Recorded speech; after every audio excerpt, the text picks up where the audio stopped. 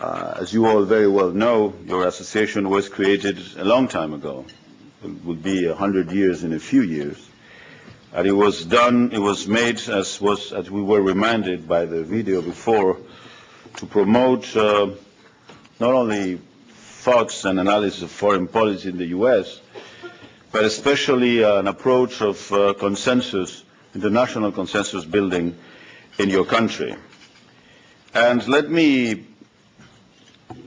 address tonight some issues of global collaboration, global consensus among different countries, not so much in the field of political agreements, but in the field of macroeconomic and financial agreements. I have chosen tonight to focus on the global imbalances of the world today, and in doing so, I think that I refer to some of the issues that this organization has always looked up. Let me begin by saying that we are living in a good economic environment. 2004 already passed, will pass to history for a lot of reasons. But one of them is because it was the best year in economic life in the last 3 decades. And you can see that not concentrated in one single country, one single area, but in most of the countries in the world. And what we see in the first few weeks, in the first few months of 2005, is that also we're going to see a strong performance in the world economy, clearly above 4% of growth, also widely spread around different areas of the world. So we are in a positive environment. I don't think there is any doubt that if we look at the glass is half full. But as usual in the international issues, also probably in the domestic issues too, but in the international issues, and certainly in the economic affairs, there are challenges and threats that we can already perceive. And probably the global imbalances represented by the U.S. current account deficit is the show of the most important threats that we can see in the future. These important imbalances, 6% of GDP, are matched, if you prefer finance, by growing surpluses elsewhere. Japan, emerging Asia, and certain oil exporting countries. And this constellation of large deficits in one side and the counterpart surpluses concentrated in a few others is what we can call certainly an imbalance and a global one. And if we want to even look more in detail to this issue, we can see that in the last years, some years already, this healthy growth we've seen in the world has been the responsibility of essentially 2 countries, China and the United States. And in that respect, we know already that last year, non-oil exports accounted for almost 20% of global trade. Non-oil exports of the United States accounted for almost 20% of global trade. If we look at the other side of the world, we see that the other 2 big economic areas, the Euro area and Japan, which together account for around 1/3 of the global production, of the global output, are continuing underperforming, and they did so also in 2004.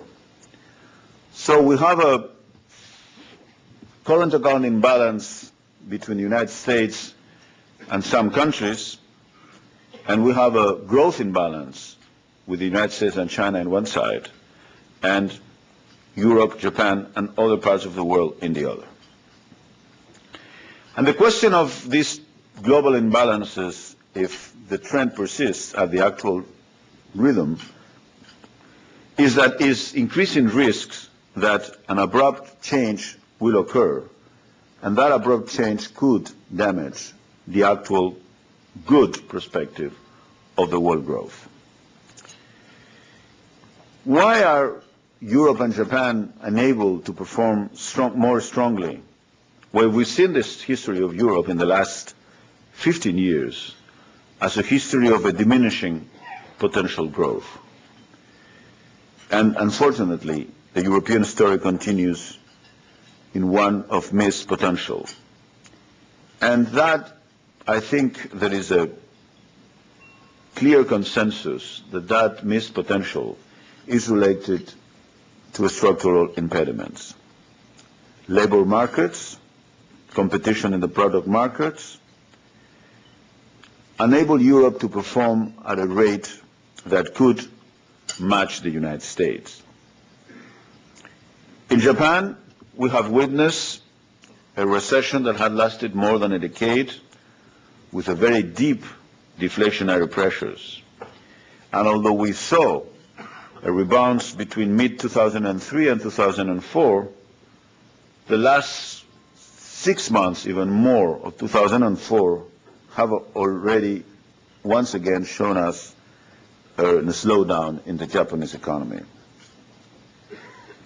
So one of the solutions to the actual global imbalances are certainly to create the conditions for sustained growth on the medium term, both in the euro area and in Japan. China and also emerging Asia, needless to say, are also important players in these global imbalances. And here is not lack of growth, lack of potential. There is not either a problem of lack of savings, but there is a rigidity in a very important part of the macroeconomic policy, which is exchange rate regimes, that remains a key issue. That's not general in all Asia. Several countries have recently allowed their currencies to appreciate. The case of South Korea, Singapore, and India. But going forward, greater exchange rate flexibility would give China and other Asian countries more monetary control on their own fates and facilitate the emergence of more dynamic economies and at the same time contribute to an orderly reduction of global imbalances. Let me now come to your country, to the US.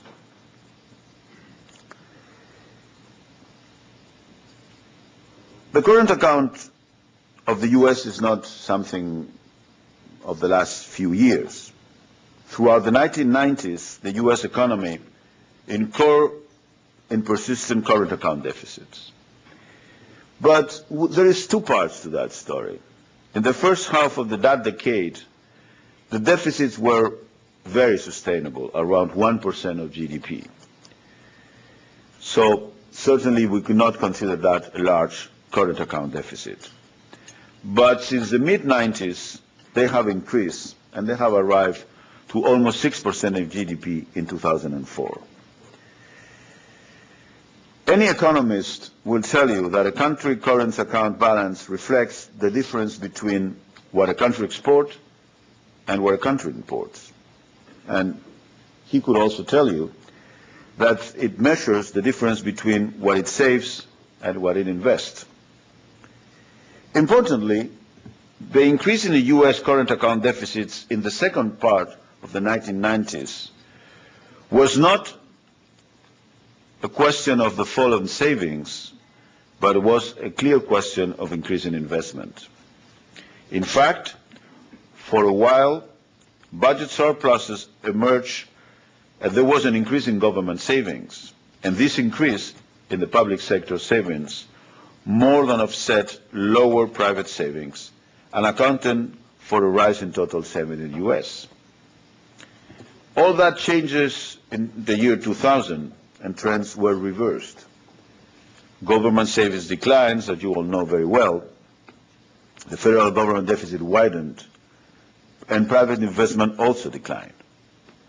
So from a current account deficit in the US in the mid-90s that was basically based on increase of investment, we have moved to a current account deficit in the first part of this decade that is mainly explained by the lack of savings. Current accounts are not evil. They're not necessarily undesirable per se. Indeed, we recognize that the accommodative monetary and fiscal policies of the United States in these years, from 2000 to 2004, have certainly contributed to the increase in current account, but also clearly have prevented probably a recession, not only in the United States, but in the global economy. So there was certainly a trade-off between the current account in the United States based on lack of savings and the need to avoid a recession. And experiences shows that current account deficits of the order that the United States is running right now are probably unsustainable. And that is the question of the global imbalances today.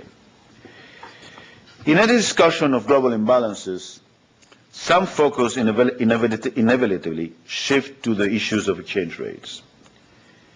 Explaining exchange rate movements is certainly difficult enough, and forecasting them is probably something that I led to some of the people in this audience.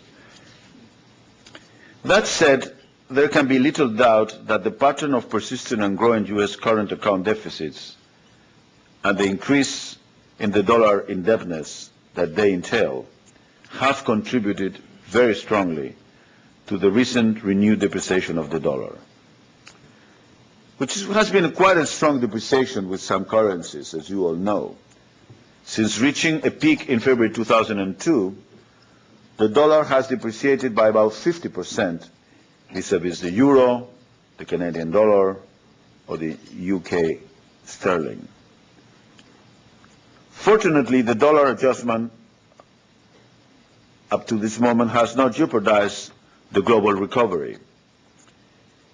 And however, the fall of the dollar should certainly, and I think it has, become a wake-up call for some policymakers, both in the US and abroad. At the end of the day, today's accumulation of large deficits in the US, with matching surpluses in only a few countries, cannot go forever. And this probably sharp depreciation of the dollar, as I said, has put that in a very strong light. The current account deficit of the US is already being financed by record levels of debt in the hands of foreign investors. And it's probably highly unlikely that such easy credit will continue to be available to the US, at least at the present prices. So once we arrive here is when we have to talk seriously about global consensus and maybe also global action. How can we solve these global imbalances in which so many countries are involved? In my opinion, much of the focus has been directed at the need to narrow the current account and fiscal deficit in the United States. But others have said very clearly that Europe and Japan have the key to the solution, and others are telling us that it's the exchange rate regimes in China and emerging Asia that could solve the problem. I think these three arguments are basically true, but partial. There is no silver bullet, if you allow me to use that expression, because the actual imbalances in the world are truly global, and it certainly would be a big mistake to start in the blaming game between one part of the world against the other. We live certainly in a global economy, in an interconnected economy, and the concert effort of all parties directed through a set of coherent policies is what is needed today.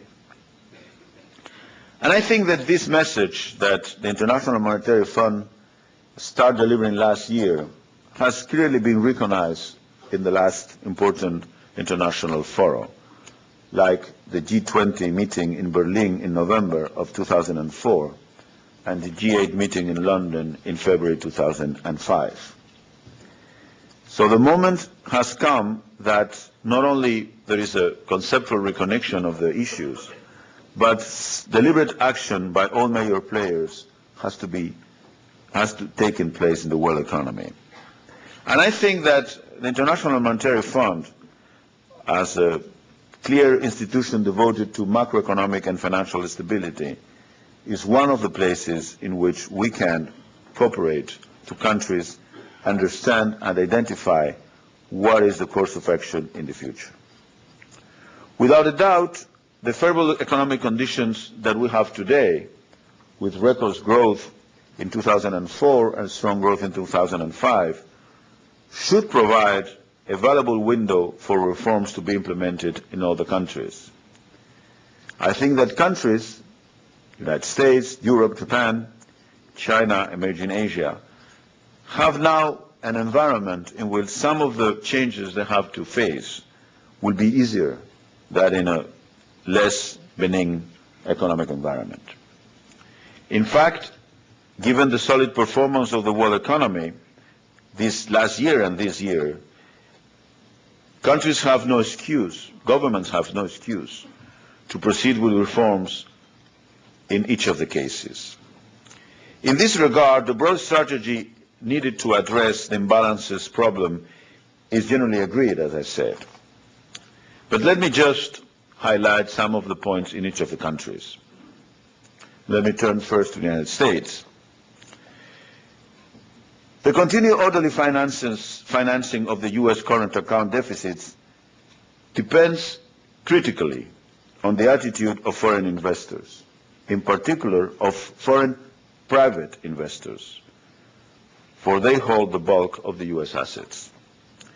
So in this case, confidence, credibility is going to be very important. And in that respect, a convincing and sustained set of policies must be in place to narrow the imbalances in the U.S. economy and to signal that any depreciation of the U.S. dollar that might occur on account of the deficit will be orderly. Measures must therefore be taken toward a credible fiscal consolidation in the U.S., particularly in the next 4 years. We have a new budget in your country that has been just sent to Congress. And that budget puts the objective of reducing the deficit to half in 4 years. That's a good objective. The question is if it's possible. And to be possible, certainly the actual administration and Congress have to take very clear measures not to increase expenditure, to control and reduce important areas of non-discretionary expenditure, and also not to take any more important measures in reducing revenues. And in that respect, not only the budget of 2006, but the budget of the next 3 years are going to be very important.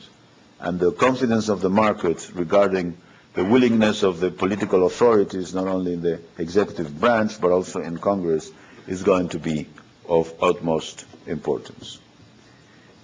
Next, actions are also needed in Europe. Structural reforms, as said before, remain at the heart of Europe's problems. And measures must be adopted to boost the domestic demand and growth so as to generate another center of expansion for the global economy. Some things are moving in Europe. And we think that they're moving in the right direction in the pension reform in France, in the pension reform in Germany, in the labor reform in Germany, in the new negotiations in Germany regarding the public sector. But going forward, the problem of Europe is not a problem of productivity, but it's a problem of use of labor resources. In one simple message, the Europeans, there need to be more Europeans working, and they have to work longer. And that, of course,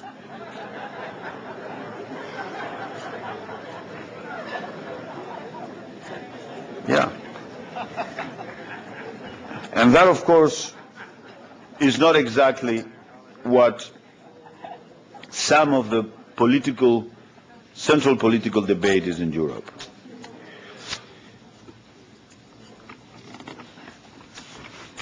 Let me now turn to Japan. Japan has had a very long negative situation, as I said, with a recession that has lasted more than 10 years and deflationary pressures that have lasted also more than 10 years. So to ensure that the economy emerged from deflation on a sustainable path, many items of the reform agenda still call for attention. The Japanese financial sector needs to be strengthened by improving bank profitability and capital bases so that these institutions are able to extend credit and support investment and growth. Corporate debt levels should be brought down and restructuring intensified. And other areas of priority include greater labor flexibility also in Japan, public enterprise reform, and increasing competition in certain sectors of the economy, such as the retail sector. But the bulk of the issue in Japan is confidence too. The Japanese consumer has to believe that those measures are taking place and are producing results. And last but not least, the new source of growth in the world, China, has to develop new and more sophisticated market instruments to guarantee that it can sustain its own growth. In that respect, moving to a more flexible exchange rate system at a path that the Chinese authorities will define, and keeping some controls open will certainly help the Chinese macroeconomic policy. Both giving greater exchange flexibility will add benefits of allowing greater scope for the use of monetary policy in pursuing national objectives like the reduction of inflation. And as China's economy continues to develop and open up, that flexibility will be an indispensable tool for macroeconomic management. We all think that the important growth of China has not only benefited the Chinese people, but also has had a very important contribution to the region and to the world economy. And in that respect, the movements of China to integrate itself more into the world economy through a different and more flexible exchange rate system will certainly contribute to its role in the future in the world economy. All these measures that I described for different areas of the world have to be taken not only thinking on its impact on the world economy, but also thinking on the national interest. The United States has to regain macroeconomic room of maneuver if it wants to face future crises and future cycles. And the United States has to have resources to face aging population problems, healthcare problems, and social security problems. The Europeans need to have a stronger growth if they want to face their very daunting problems of pension reform. And the Japanese have to start thinking, as they probably do, that their actual levels of public debt and public deficit will be extremely difficult to manage once deflation is rooted out.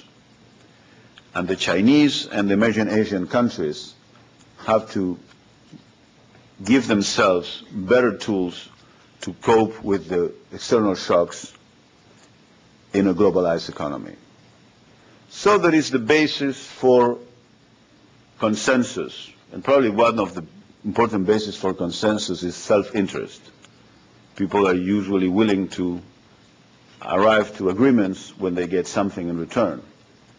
A lot of countries could have things in return.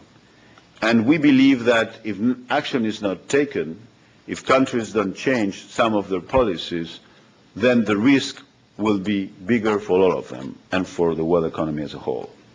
I just wanted to share these views, which are the IMF views about the world economy with you, and to do it in such excellent fora as the Foreign Policy Association, in which for almost 100 years you have promoted consensus and negotiations in international fora, and I think this is a good time to translate those same ideas to the international financial and economic system. Thank you very much.